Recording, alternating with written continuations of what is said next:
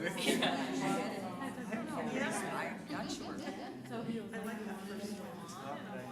sure. Shows the kids, yes. As far as they can go. Did you guys pick a date? I called.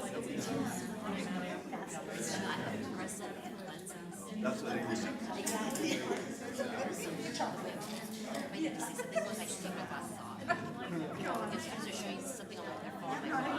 Thank you so much. She just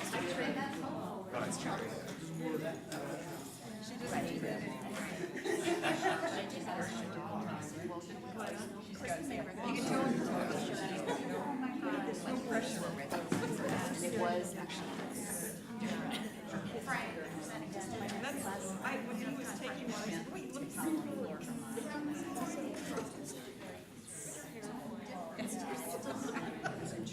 So I've got 2 weeks to get it. That is awesome. Yeah, well, there you go. I'm gonna do a little 5x7, do some sketches first. Maybe I'll have to go on it. Sure, it looks okay.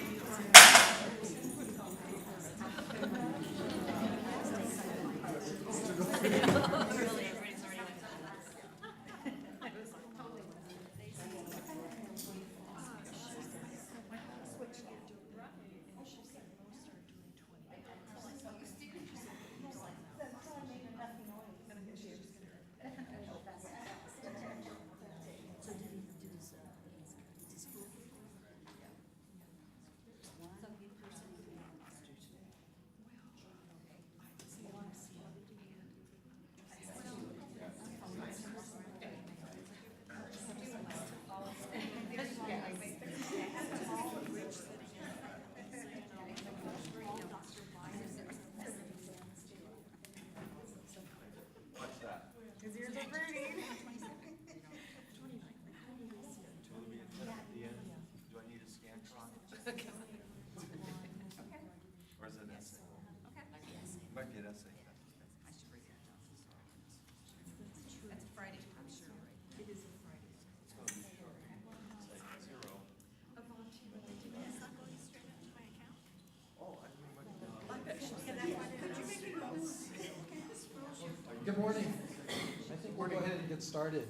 I want to thank everyone for attending today's presentation on the tentative budget and just having interest in the budget, understanding how the district's budget works and where we currently stand. It's very important for all of us. So I appreciate everyone attending. The presentation today is also available on our BRAC website. This PowerPoint is available there. And we'll actually be taping the presentation. So if you miss something, it would be available there. Or if one of your colleagues isn't available to attend today, they could view it there also. If anyone ever has any questions on the budget, feel free to send me an email, stop by my office. I'd be happy to answer any questions that you have. And during the presentation today, if you have any questions, feel free to ask during the presentation. We also have time at the end where you can ask questions at that time. The presentation today is on the tentative budget that was adopted by our Board of Trustees on May 23rd, just past board meeting. And what the tentative budget is, state law, Ed Code, requires us to have a budget in place on July 1st of each fiscal year. The budget isn't signed into law, the final budget isn't signed into law by the governor, usually until about June 30th. So what Ed Code requires us is to have a temporary budget in place, a tentative budget, until September 15th, when our final budget is approved by the Board of Trustees. So this is a temporary budget that'll hold us through the summer so we can make disbursements and continue operations during that holding period. The budget today will cover the major assumptions in the tentative budget, which are based on the May revise. So that's the May revise, the most current available information from the state related to the 2018-19 budget.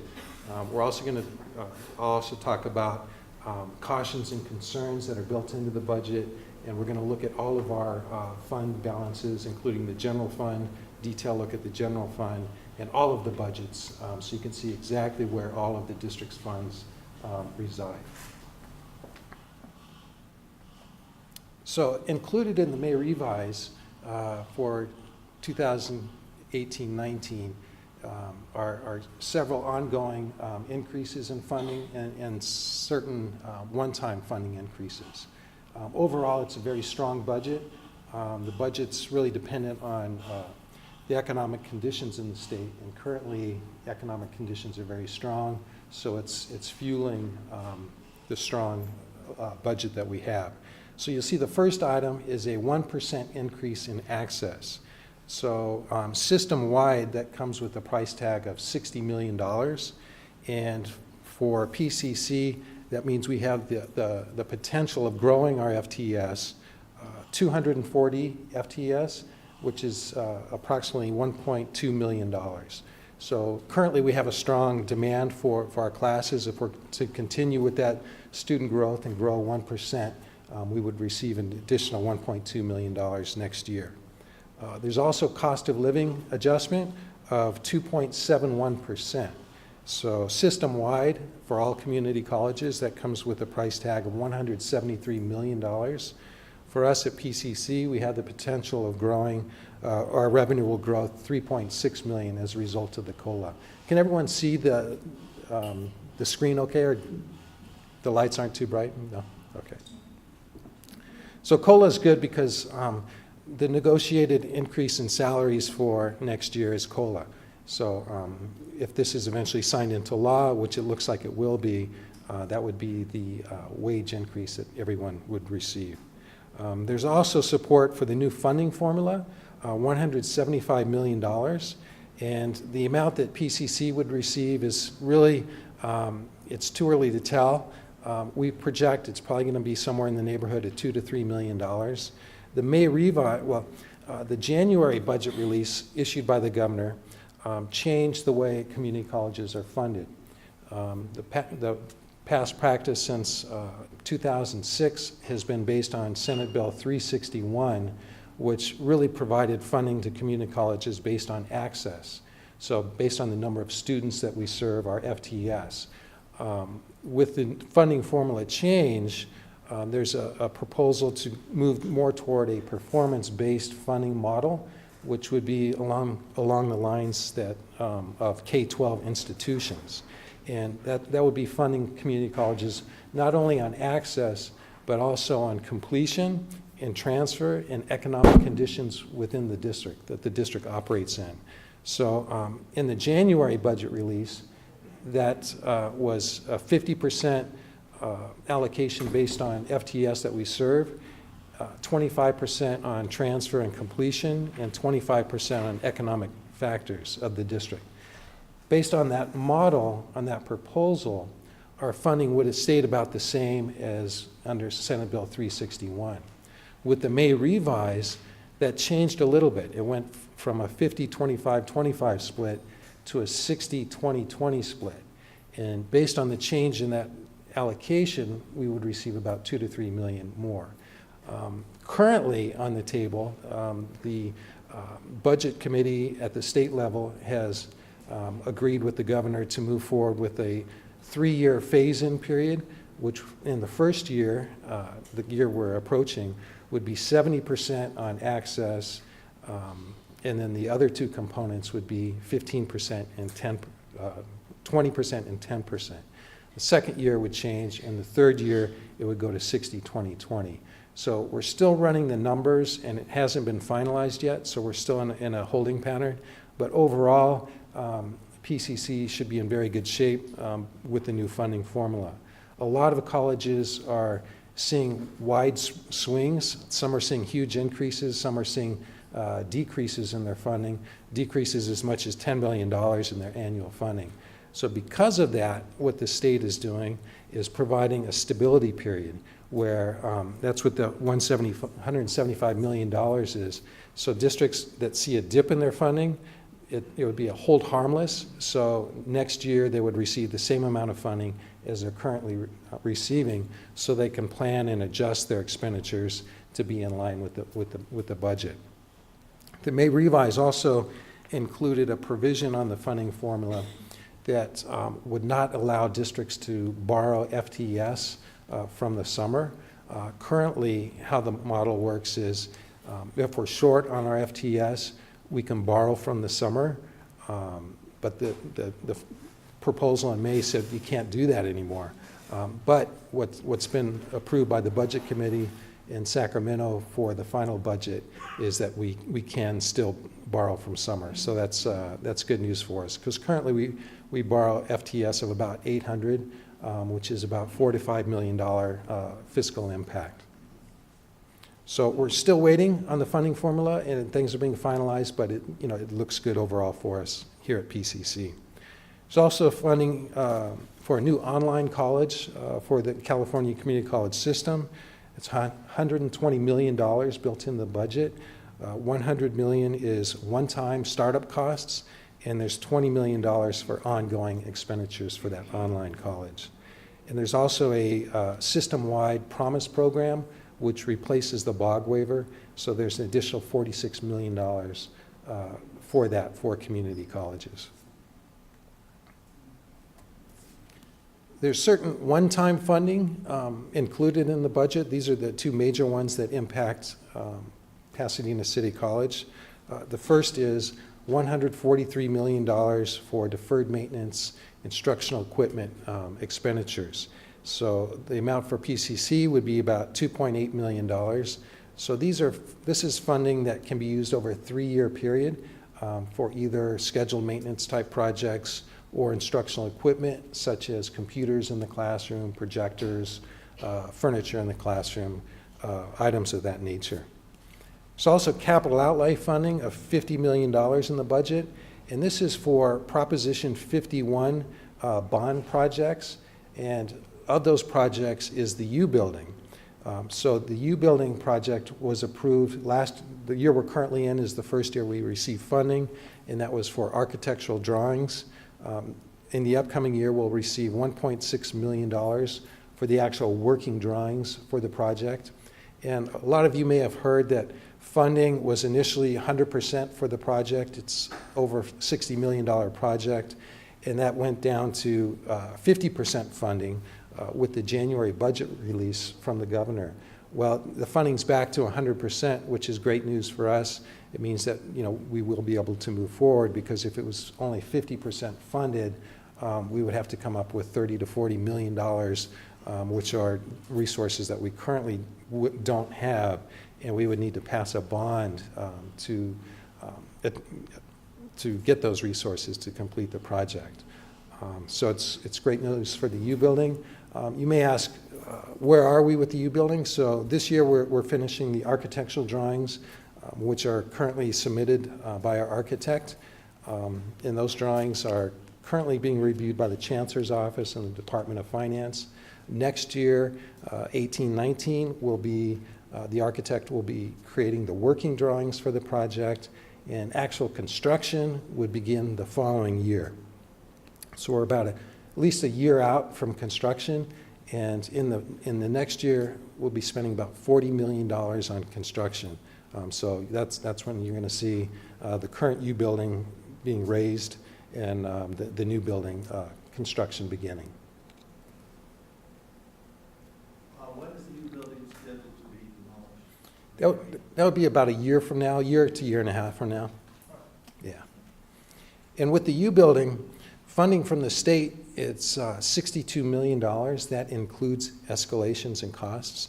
So right now, there's high demand for construction projects in California and in the United States in general. So what that means is there's high demand for labor, raw materials, concrete, steel, and that raises the price of the project. So currently, we're expecting the cost to be about $6 to $8 million more than originally projected, and those are resources that the state does not provide. So we're going to have to identify resources at the college to cover those escalations. The project also does not include FF&E, furniture, fixtures, and equipment that will need to go in the building, and we're projecting the cost for those to be $3 to $5 million. So again, additional resources that we'll have to identify, set aside, and we're planning for that so we can meet that need when we approach that time. So cautions and concerns. Overall, it's a strong budget, great budget for community colleges. PCC's in a really good position with the current budget that's been proposed in the May revise.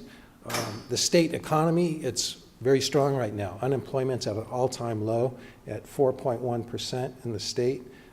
Nationwide, unemployment's 3.8%. So unemployment's very low. What that means is more people are working, and more revenues are being generated at the state level for both personal income tax, corporate income tax. So you're seeing revenues at the state going up, which is great news because K-12 districts and community colleges are funded based on Proposition 98, which says about 49% of all statewide revenues, general fund revenues, go to education. And of the Prop 98 funding that goes to education, community colleges receive about 11% of that. So with a strong economy, revenues are high, so it's a good position. However, just a caution, we are in the middle of a recovery, about the 9th year of an economic recovery. And in California, there's typical swings in the economy where you'll see a period of economic recovery, then a period of recessionary period. So the typical recovery lasts about 5 to 6 years. So we're well beyond the typical recovery period. And the governor, Department of Finance, a lot of economists are warning that California could be approaching a recessionary period in the near term. So just a caution that we need to keep in mind when we develop our budgets and plan for our expenditures. There's also political uncertainties. The last time we prepared the budget, it was political uncertainties at the federal level. Now we're looking at political uncertainties at the state level with the governor election. So wherever the new governor stands on education will have an impact on the potential funding that we receive here at PCC. Another area of caution and concern are pension rates. So STRS and PERS contribution rates that the district makes are growing at a very high rate. So you'll see from the table, I don't know if everyone can see that, but the STRS in 2016-17 was 12.58%. So that means for every $100 of salaries paid by the district, we had to contribute about $12.50 for the STRS contribution. In 2021, that goes up to a little over 19%. So for every $100 earned, we're required to pay not $12, but now $19 in 2021. And the PERS rates are going up at a higher rate from almost 14% in 16-17 to almost 24%. So for every $100 earned for PERS employees, the district will need to pay $23.50 for the pension costs. So it's a huge increase in our budget, and something that we're planning for, and we have a strategic plan to address those increases. And what we've done is, through the work at the Budget and Resource Allocation Committee, we've talked about setting up an irrevocable trust and setting monies aside in the irrevocable trust. And the benefit of doing that is funds that we have at the district that are held at the county are earning about 1% return. If we have funds set aside that we can place in the irrevocable trust, we can earn 5-10%. So it's a huge increase in the funding, and that helps offset the costs of the escalations. And currently we have set aside about $5 million for our pension stability fund. And what that means is going from potential returns of $50,000 if we're earning 1%, so we could be receiving $300,000 to $500,000 depending on the investment return that we receive. And our other post-employment liability, similar. So we have set aside for our OPEB liability $14 million. And what the OPEB liability is, if you work at the district for a number of years and you retire, the district will either continue paying your health benefits or once you achieve the age where Medicare kicks in, they would provide an allowance for that, $1,440 per year. So what we're required to do with generally accepted accounting principles is calculate what our actuarial liability is for that liability. And our liability is about $33 million, okay? And we're required to set aside funds for that. We have about $14 million set aside for that liability.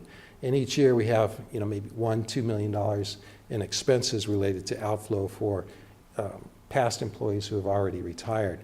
But what we've done is, by setting up an irrevocable trust, which was earning about $100,000 a year, if that, in returns on a $14 million investment, we can place those funds in the irrevocable trust and earn $500 to $1 million, which helps offset the liability. And this year, actually at our last board meeting on May 23rd, the board approved transferring $10 million to the irrevocable trust that we have set aside. So these are planned, strategic initiatives that we have to help meet the escalations in costs. So this is a snapshot of our general fund balance, tentative budget for fiscal year 2018-19. You'll see all the sources of revenue. So total revenue, $162.8 million. And you'll also see all the components of expenses. So the largest item on revenue is state apportionment. So that's the revenue we receive from the state for providing instruction to our students. That's about 84% of our revenues, or $137 million. The next largest item is non-resident tuition, which is about 7.5% of our general fund revenue, or almost $12.2 million. This is an area that really benefits us. Non-resident students are international students. They're also our out-of-state students who choose to come to Pasadena City College, and it's really a win-win for the college. It increases our diversity, so we have larger diversity on campus. It also provides financial resources because they're paying tuition dollars. Just 2 years ago, this amount was about $9 million. So you'll see the growth in this area. So it's grown about little over $3 million. So, and a lot of that is from our international students, which of this number, it's about 70%. So, huge benefit from that population. Expenses, the largest expense item is salaries and benefits, which is 87.5% of our expenses, and that's $142.5 million. Next largest item is our operating expenses. So it's a balanced budget. Total revenues equal total expenditures, and this is the second year in a row where we have a balanced budget. So the major assumptions on the revenue, what's changing from our current projection from 17-18 is the net increase in apportionment is going up $3 million. That's including COLA. And non-resident tuition is going up $1.6 million. And we have a decline in other revenue sources of $700,000. So our net increase in revenue is $3.9 million. You might ask, what's the decline in $700,000? What the state does is, depending on where revenue projections are at the state level, there'll be one-time funding given during the middle of the year, and the state doesn't announce those sources immediately. So in the current May revise, we don't have those one-time sources of revenue. But if the revenue and the economic conditions of the state continue to be positive, I anticipate that we'll receive similar revenues in the future. The major expense assumptions are a 3.5% increase in total compensation. So total compensation is salaries. It's also pension contributions. So PERS, STIRS rates are going up, so we're seeing an increase in that. And also health benefit costs. So health benefit costs We have seen in the past double-digit increases from year to year. This year, because we negotiated better terms with our health provider last year, we're only seeing a 1% increase in the health benefit costs. And that's really helping us continue to maintain a balanced budget. You also see decrease in transfers to other funds of $2.8 million. And a component of this is because we set up the irrevocable trust, now we have those funds earning a higher rate of return, it reduces the draw to transfer out of the general fund to fund those sources. So that's a benefit. So to be transparent with the budget, not only are we showing the general fund and all the funds, which will be on the next slide, we're also showing all of the transfers from the general fund, which are reflected on this slide. Where they're coming from is the general fund, and what funds those transfers are going to. So we have $3.1 million coming out of the general fund, and $36,000 is supporting the child development fund. Capital outlay, $600,000 for capital projects that we have planned. Property and liability self-insurance fund, we have $1.4 million transferring to that fund. And OPEB self-insurance, $1 million. And other transfers is for our pension stability fund, $96,000. This is the last slide of the presentation, and it's a clear snapshot of all of the funds that the district maintains. So this is, if you want to know, where are the resources, what are the expenses, what are the transfers. This slide shows everything. So our general fund, unrestricted, is Fund 1. That's the first fund. We have a beginning balance of $26.5 million. You'll see the total revenue, $163 million, and the total of expenditures and transfers equals the total revenue, so it's a balanced budget. So you'll see the ending balance at $26.5 million. And as a percent of revenue, it's about 17%, and you may ask, the district's target is to have a reserve balance of 10%. Accreditation standards in the Chancellor's office recommend a minimum of 5%. So you may think, well, 26.5 is high, but as a result of increases in PERS, STIRS, and projected health benefit increases, this amount will go down to 10% within 2 years. So we're going to have to start drawing on our carryover balance, on our beginning balance, to cover those increases in expenditures. You'll also see the total of all funds is $59.2 million. And you may ask the question, well, so you're starting the year at almost $60 million, and you're ending the year in the far corner at $45 million. Should we be concerned of the decrease in the total funds that the district has? And I would answer the question, no. These are strategic reductions.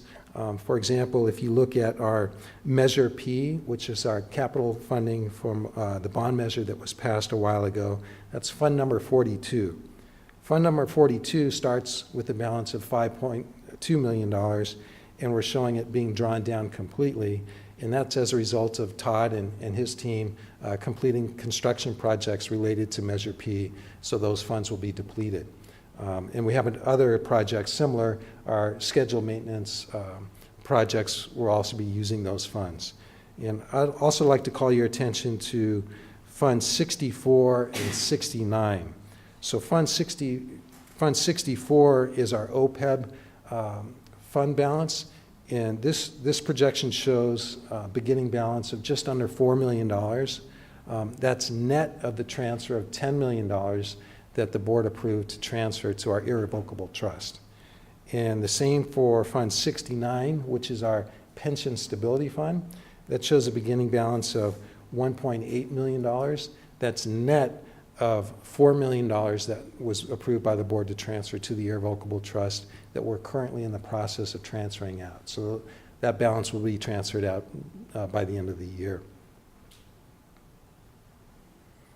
So that really concludes the presentation on the budget. I'd be happy to answer any questions that anyone has. Bobby, before I answer your question, so this is based on the May revise that was issued in mid-May. The state actually came to agreement with the governor as far as the budget for next year on Friday last week.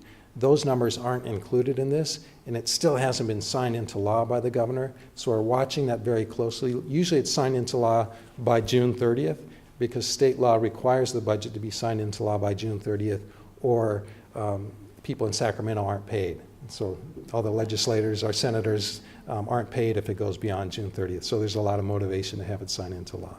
Bobby? I just have a question about the role and the process as it gets to this final, and by the way, great presentation. It's so clearly understandable when you say it. Thank you. So I know that we do these program review things where you ask for things. Right. And then I know that goes to BRAC, right? And then I know at some point, the executive committee had a process where we just ranked sort of high, medium, low on Right. what we felt priorities were. What happens to our requests after that point? Great. And how does it end up in the budget? Great question.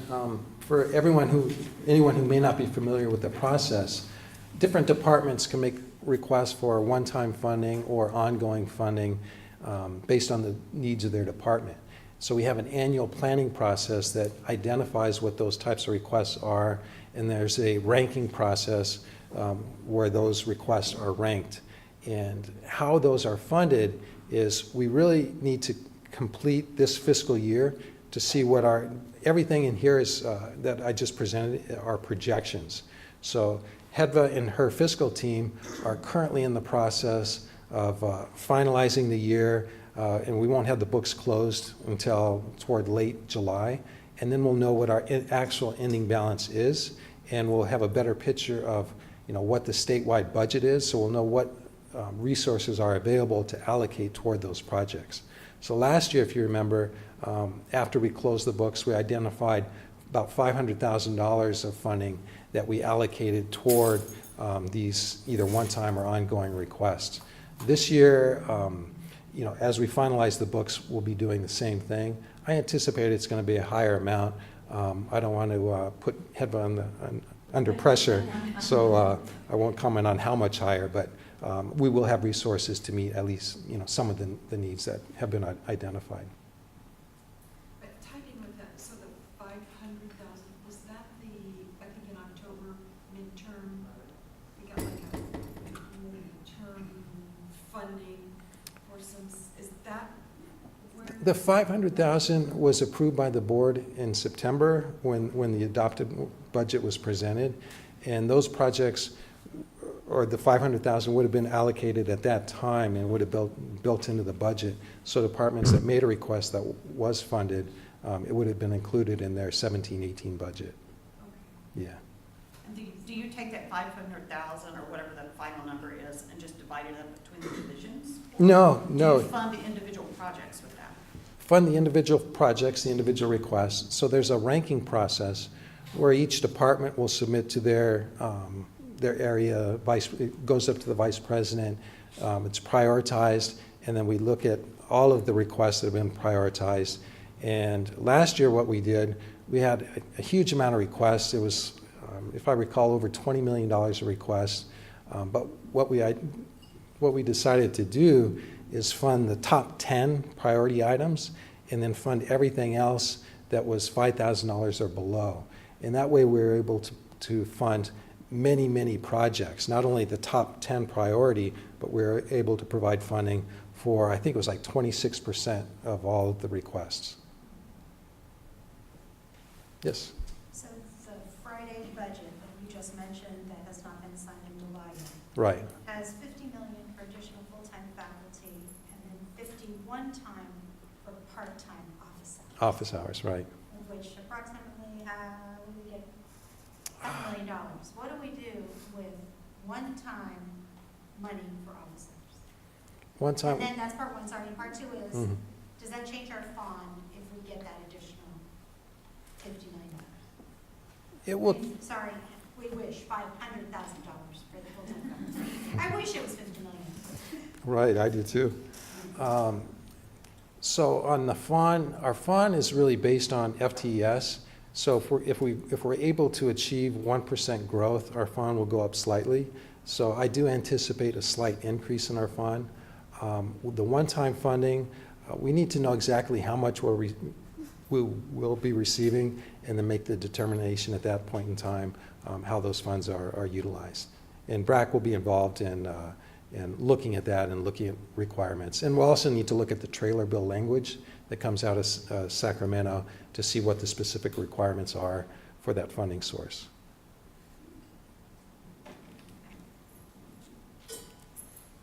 Feel free to ask anything. Hedva's here in case, LaConya, Hedva. How much is that? I'm sorry, go ahead. Is the reason PERS and STRS is going up so much is because more people are retiring? Actually, the reason it's been going up is because what PERS and STRS does, they collect from districts, agencies, and they invest those funds, and they have a huge reserve set aside that are invested.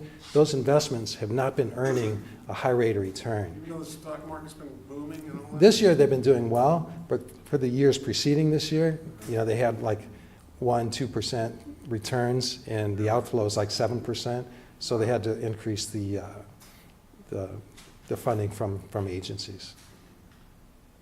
Yes. Any money, I can't imagine that this is all spent every year, right? Like all those funds. Anything that's left over, does that get rolled over to the next year? Gets rolled over to the next year. And in the past, how the budget was developed, if you recall, there'd be a huge deficit projected in the tentative budget and the adopted budget. And this is a more realistic budget, similar to last year. I do anticipate that we will have some carryover additions in our general fund, but it's really too early to tell. It depends on how departments are spending their operating expense budgets. That's where the biggest soft money is. Some departments aren't able to spend those, so there is carryover. But whatever's not spent, it just carries over in each of the different funds that we have. Yes? So earlier you referenced $46 million for the grant formerly known as BAR. I think 46, right? Yeah. 40, yeah. That's different than a possible pool of money for the other California Promise program that has not yet been funded. That's the same. It is? Yeah, so the Promise program is actually, at the state level, is replacing the BOG program. Oh, okay. Yeah. That was not our understanding. I'm not sure. Yeah. That's very confusing. I just came from a network meeting for the Mm. state, and there's real confusion around that. So, Okay. yeah, more clarity would be great on that. Yeah. It will come. Yeah. Usually with the trailer bill language, specify exactly how the funding is to be used and what it's replacing. Yes? I'm wondering if, what the local impact will be on the new online college. We're looking at that closely, and we're still waiting to see, how the online college will be set up, what the impact will be on not only PCC but other community colleges. There's been a lot of opposition for the new online college because a lot of colleges either fear that it will take away their classes, but it's something that we're keeping a close eye on. And again, at this point in time, nothing's signed into law, so we are still waiting to see what's signed into law, how the trailer bill language looks, before we can make any adjustments. Now, if, you said that, and I missed, just making sure I understood the slide, 100 million, did I see that as on the budget line? 100 million, it's 120 million total. A component of that is startup cost, and a component is ongoing. And do we think it'll be out of Foothill Beyond? Don't know. Yeah. Yes? Just a clarification on the BOG, I'm in financial aid. So there's the BOG that's now rebranded and named the California Promise Grant. And I think the one that you guys are talking about is the bill by Miguel Santiago. Yes. I forget the number. And I don't know if all the details of that bill have come out, so I think that's the question. And then there's our local Right. promise. Right. Correct. The second year. The second year promise, yeah. It's entirely too many promises.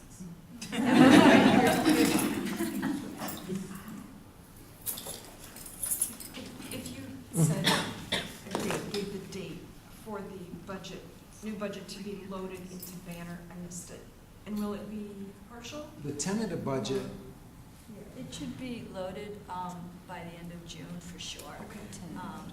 The staff's working with IT to load up the budget, and it's at 100% of the tentative Right. budget. yeah, so in the past, they've loaded a percent, like 70% of the tentative budget. We're loading 100% of the budget. And the, I don't know if this applies here, but so college assistants that we need to rehire right away, where we usually put the figures in, how would we do that without seeing funds on the line? You feel like I'm the, sure I understand your question, the procedure might change. right, Okay, so just do the paperwork the same? yeah, the paperwork's done the same and the budget's loaded. To see your balance? Yes, so I can't see the balance. Oh, until okay. it's there. Okay, most likely the tentative budget, the original budget will be the same budget until you can see it. That was done last year, so you probably have, I'm gonna say most likely the same thing as the adopted last year. We roll those numbers Okay, at the tentative. okay, okay. Thank you. Julie, anything else? Trying to get it in sooner. Oh, that- Thousands of things, but I'll come visit. Okay. Okay, well, if there's no other questions, if something comes up, feel free to email me, call me, stop by my office. But I want to thank LaKanya, Hedva, and her team for their work on the budget, getting the tentative budget details. Budget has thousands of lines, the salaries, wages, everything else. And it's under a tight time frame when we work on the budget. So their hard work definitely needs to be acknowledged. But again, I thank you for your interest in the budget and attending today's presentation.